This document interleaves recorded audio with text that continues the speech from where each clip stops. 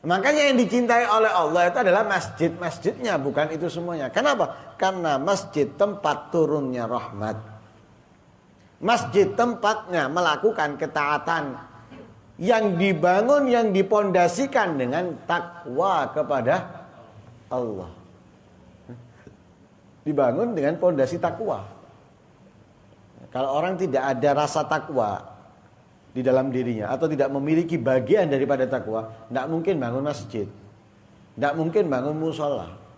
Karena ada sebagian takwa di dalam kehidupannya, sehingga dia bangun masjid, bangun musola dengan mewakafkan sebagian tanahnya. Karena itu yang memakmurkan masjid ini bukan semua orang, tapi orang pilihan, sebagaimana di dalam ayat Al-Quran difirmankan oleh Allah, innama ya'muru masajidallahi man amana billahi wal yawmil akhir.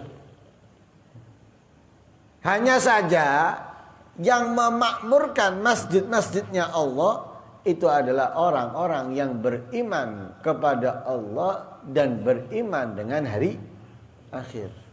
Bukan semua orang.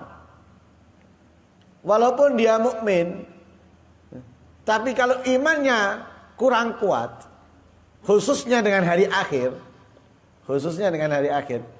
ya, nggak mungkin ke masjid. Kan nih pabrik, nggak mungkin memakmurkan masjid. Oleh pengajian, nggak kira teko. Nah kan itu di antara memakmurkan masjid, di antara memakmurkan masjid. Oleh pengajian, nggak teko.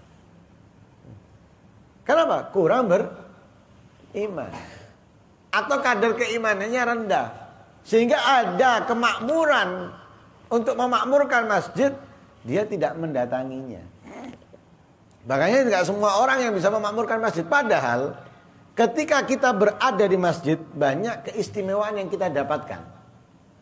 Orang masjid tok longgot tok, punya wudu di masjid, longgot tok, ndak lapo-lapo, mendapatkan keistimewaan. Kenapa? Dikatakan oleh Rasul sallallahu alaihi wasallam di dalam hadisnya, al malaikatu tusalli ala ahadikum madama fi musallahu alladhi yusalli fi.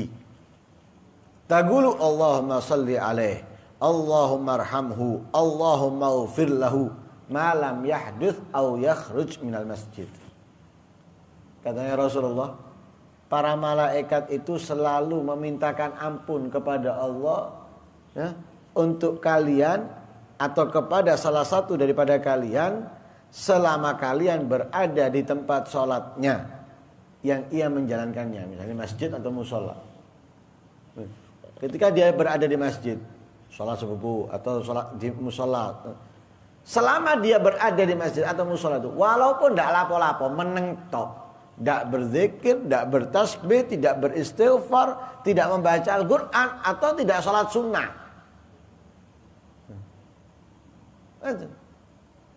dia berada di situ, malaikat memintakan ampun kepada Allah. Untuk siapa? Untuk orang tersebut. Sampai kapan? Sampai dia tidak batal wudu atau tidak keluar dari masjid. Jadi selama belum batal wudu atau tidak keluar dari masjid, malaikat memintakan ampun kepada Allah. Karena itu rugi kalau kita nggak ke masjid, rugi kalau kita nggak ke musola. Eman.